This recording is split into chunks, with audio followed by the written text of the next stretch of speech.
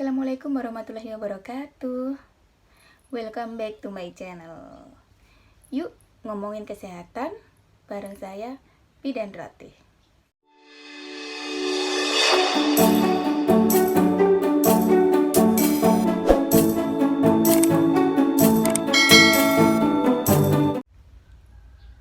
Aduh, gimana nih? Bulan ini jadwalnya anak aku imunisasi. Tapi worry banget nih mau keluar rumah. Gimana ya? Boleh ditunda nggak ya? Nah, pasti banyak banget ibu-ibu yang punya anak yang masih ada jadwal imunisasi bingung. Terus, haruskah ditunda nih imunisasi anak di masa pandemi corona seperti ini? Oke, nanti kita bahas, tapi jangan lupa subscribe dulu ya. Jangan lupa subscribe, terus jangan skip video ini supaya kamu dapat informasi yang full, yang jelas dalam video ini. Oke, sebelum kita ngomongin kesehatan nih tentang imunisasi anak di dalam masa pandemi corona seperti ini, kita harus tahu dulu nih, apa arti imunisasi. Jadi, imunisasi dalam bahasa kerennya nih, bahasa medisnya, bahasa kerennya lah pokoknya.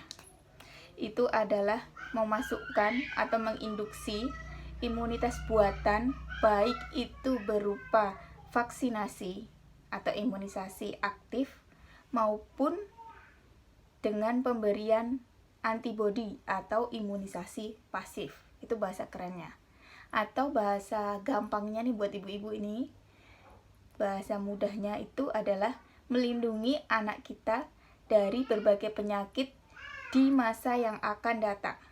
Itu arti imunisasi. Terus, pertanyaannya sekarang, boleh nggak sih imunisasi di masa pandemi corona seperti ini? Atau mesti ditunda dulu? Atau gimana nih? Sesuai rekomendasi IDAI atau Ikatan Dokter Anak Indonesia, imunisasi tetap harus diberikan meskipun dalam masa pandemi corona seperti ini. Ini terutama untuk imunisasi dasar lengkap atau pada anak usia kurang dari 18 bulan. Gunanya untuk apa? Gunanya untuk mencegah peningkatan resiko tertular virus corona ini. Jadi, bayangin aja kalau anak gak punya kekebalan, gak dapat imunisasi, anak jadi gampang sakit. Terus kalau anak sakit, imunnya turun, pasti akan dengan mudah tertular si corona ini.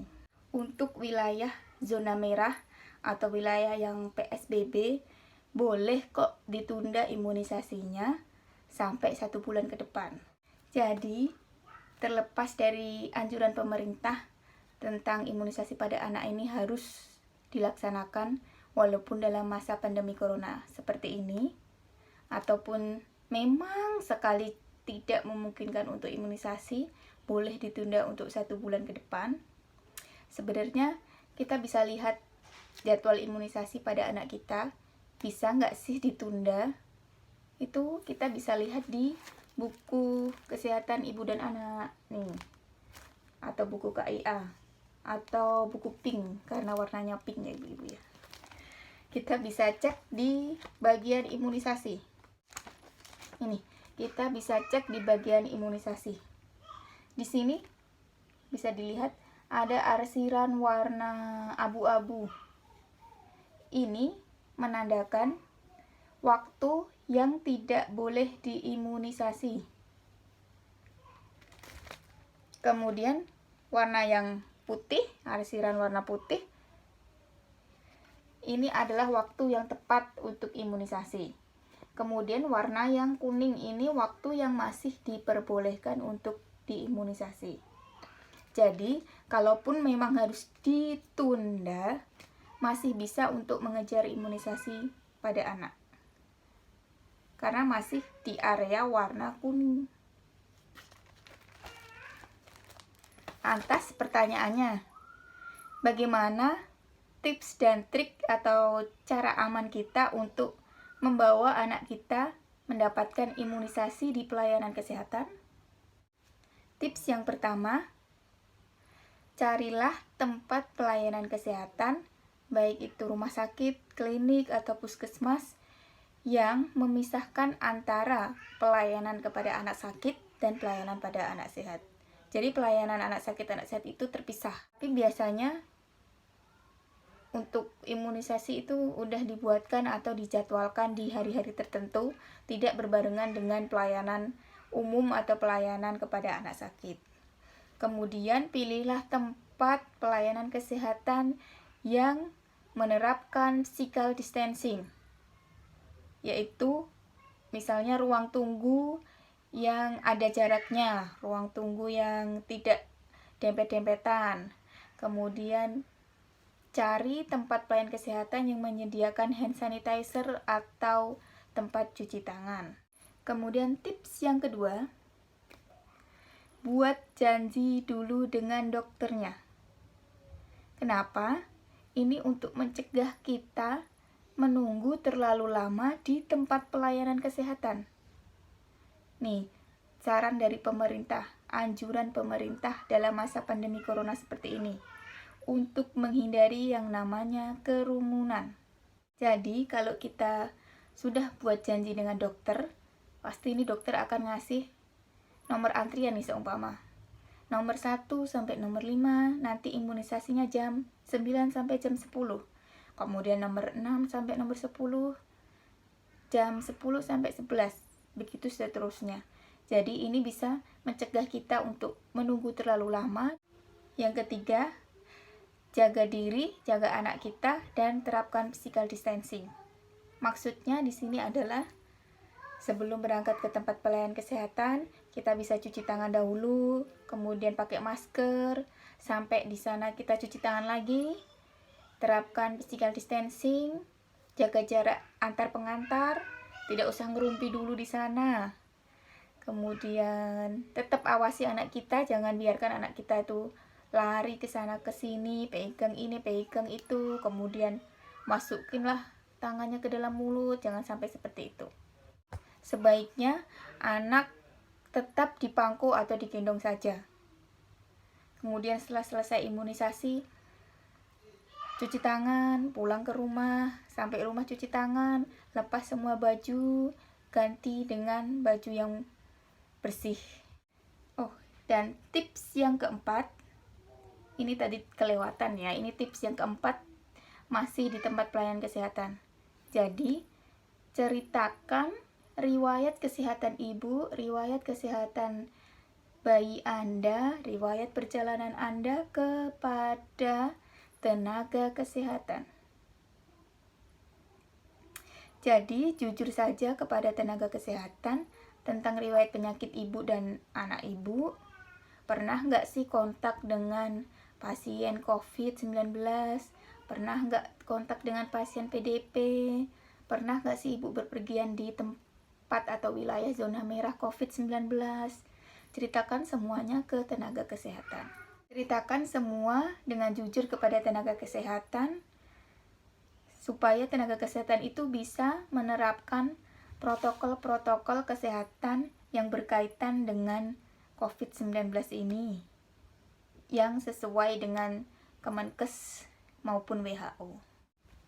COVID-19 ini bukan aib, bukan hal yang memalukan. Kejujuran ibu menolong semua orang.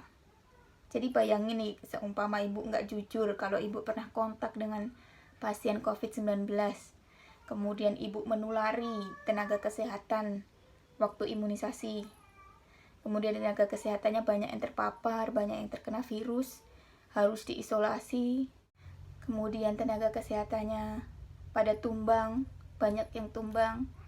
Terus siapa nih yang harus menjaga para pasien COVID-19 yang banyak ini? Jadi sekali lagi mohon kejujurannya. Terus ada pertanyaan lagi, kalau anak saya sakit harus periksa kemana, Bu? Boleh dibawa ke rumah sakit? Atau bagaimana ya? Sesuai rekomendasi IDAI, tunda bawa anak Anda ke rumah sakit kecuali gawat darurat. Gawat daruratnya ini seperti apa? 1. Anak mengalami sesak nafas sampai mulutnya biru. Kemudian yang kedua, kejang atau penurunan kesadaran. Kemudian yang ketiga, diare yang terus-menerus disertai muntah-muntah dan lemas atau dehidrasi. Yang keempat, demam tinggi lebih dari 3 hari. Kemudian yang kelima, nyeri perut hebat. Yang keenam, anak ibu mengalami perdarahan yang gak berhenti-henti atau yang terus-menerus. Yang ketujuh, anak keracunan atau anak terkena gigitan hewan berbisa. Nah, jika anak mengalami salah satu tanda kegawat daruratan tadi, memang harus segera dibawa ke tempat pelayanan kesehatan. Itu hal yang urgent. Tapi kalau anak ibu ini hanya mengalami demam, kemudian dikasih paracetamol 2 hari udah sembuh, ya udah, tidak perlu dibawa ke tempat tenaga kesehatan. Oke, tadi tips dan trik aman membawa anak imunisasi di tengah masa pandemi corona seperti ini. Semoga masa pandemi corona ini segera berakhir, kita semua bisa segera beraktivitas normal lagi. Saya cukupkan video hari ini. Nantikan video-video saya selanjutnya. Jika ada pertanyaan, silakan ketik di kolom komentar. Tetap stay di rumah, tetap semangat, jaga kesehatan, dan wassalamualaikum warahmatullahi wabarakatuh. Bye-bye.